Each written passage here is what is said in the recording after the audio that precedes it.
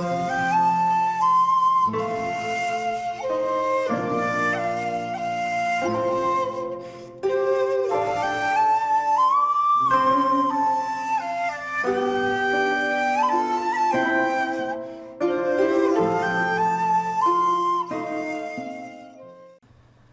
there, this is Solitary Ronin from Solitary Ronin Films, and welcome to another random review. And today's random review is the 1947 film by Cavalcanti, They Made Me a Fugitive, starring Trevor Howard. This film is from 1947.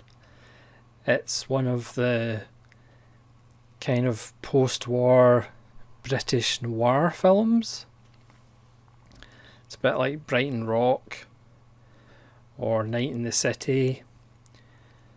It's very modern as far as its dialogue's concerned, and it also has some brutal violence, especially towards women.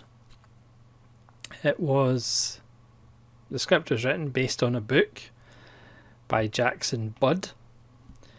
Cavalcanti directed the wonderful dark war film Went the Day Well, and also the section of Dead of Night from 1945 with the ventriloquist dummy with Michael Redgrave, which is now a classic. And it was shot by Otto Heller, who would go on to shoot things like The Lady Killers, Peeping Tom, Victim, the Ip Crest File, if I can actually speak English. This is another gem by Indicator. This is by number 151. Again, it's a film that I had never heard of, and that's kind of the beauty of Powerhouse Indicator. There's films that certainly I've never heard of that kind of slip through the cracks, but then they release them and they're just, you kind of uncover gems, like this, The New Centurions by Richard Fleischer, which is just amazing. So again, you got a lovely booklet. You have a half-hour appreciation by Neil Sinyard, who does a lot of extras for Billy Wilder films. He also does kind of British films of the 40s and 50s for Indicator as well. There is a John Player lecture with Cavalcanti from 1970. There's also a 14-minute documentary about the restoration. And there's also a couple of RAF training films starring Trevor Howard, which is allegedly his first film role. So as usual, I would highly recommend picking up the Powerhouse Indicator Blu-ray. It's a great print. It's just got fantastic black and white cinematography by Otto Heller. Cavalcanti's eye for odd compositions and framing is just beautiful. The story is a fairly simple one. Trevor Howard is part of a gang headed by Narcy, played by Griffith Jones, who just gives a stunning performance as the Heavy. Again, really modern. The dialogue is just so good. It's not your typical English 1940s stiff upper lip dialogue. It's really... The film, after having watched Robert Aldridge's Kiss Me Deadly quite recently on Criterion, it did kind of remind me a bit of Kiss Me Deadly as far as the tone, as far as how characters speak to each other, the dialogue. Anyway, Trevor Howard is in this gang. He's come out after the war. He's fallen in with these guys. He doesn't really fit in. They're getting involved in the drugs trade, which isn't kind of spoken about explicitly, but you kind of know that's what they're talking about. And Narcy takes a fancy to Trevor Howard's girlfriend, and he frames him for killing a police officer or running over a police officer with his car. He leaves him at the scene and he gets arrested and put away. And he therefore escapes and comes back to London to get his revenge. So it's a fairly standard story. We've seen it 103 times before. But it's just such a brilliant little dark, strange film. Trevor Howard, if you're used to Trevor Howard kind of being that stiff upper lip Englishman, the authority figure, you know, only 2 years later he would play in The Third Man as a very stiff authoritarian figure. But in this, he's angry and he's edgy. He still has that wonderful voice, but he's dishevelled and he's actually physical.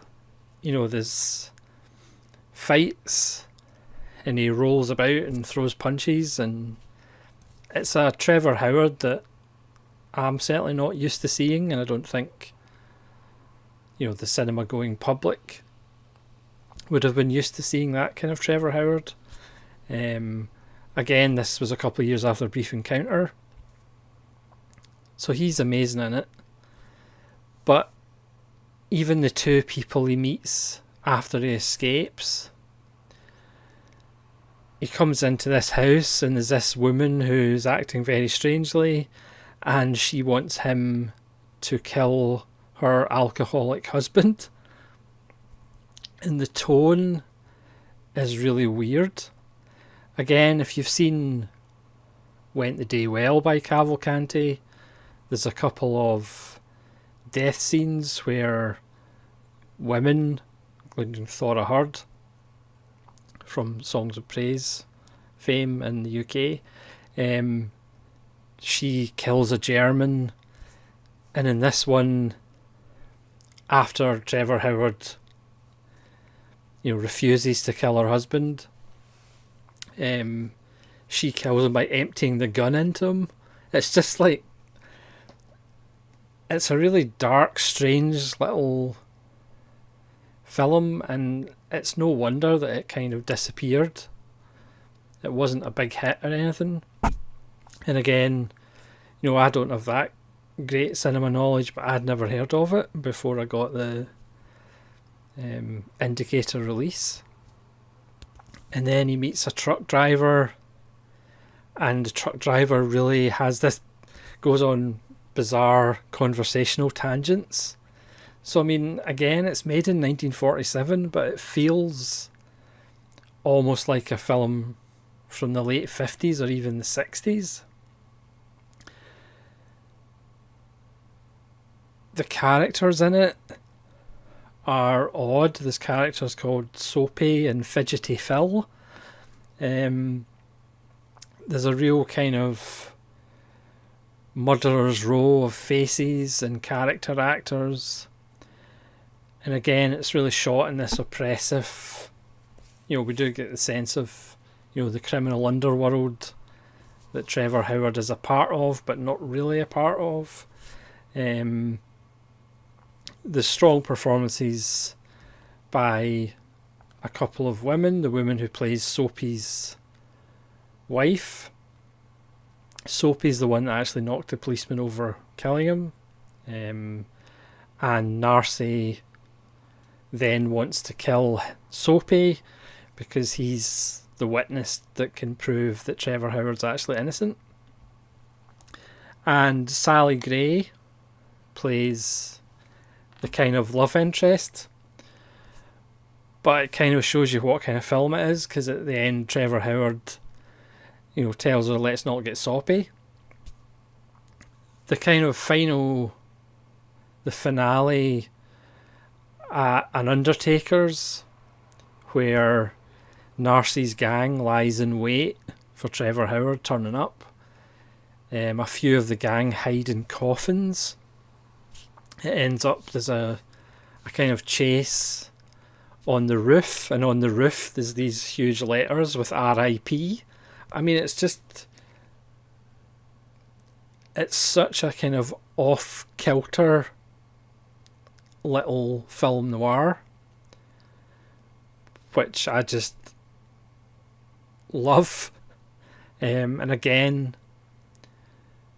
if you're into film noir, if you're into British film noir, it's just such a treat. You have, obviously, Trevor Howard, as you pretty much haven't seen him before, or not really, in this kind of setting. The dialogue is really fantastic, and it's got a wonderful villain who just is absolutely loving being the villain. You have this colourful cast of characters, and the support in the gang, and I really can't recommend it highly enough. And again, it's a fantastic addition by Indicator. So, thanks very much for watching this very random review, because it is quite a random film. And let me know in the comments below if you've seen They Made Me a Fugitive, which does make it sound like a Poverty Row 30s film from the States. I think in the States it was actually released the year after, and it was called They Made Me a Criminal. But anyway, thanks very much for watching. Again, let me know in the comments below if you've seen this film before, what you thought of it, and hopefully you'll join me for more random reviews. This is Solitude Rowan saying thanks very much for watching, and we'll see you again.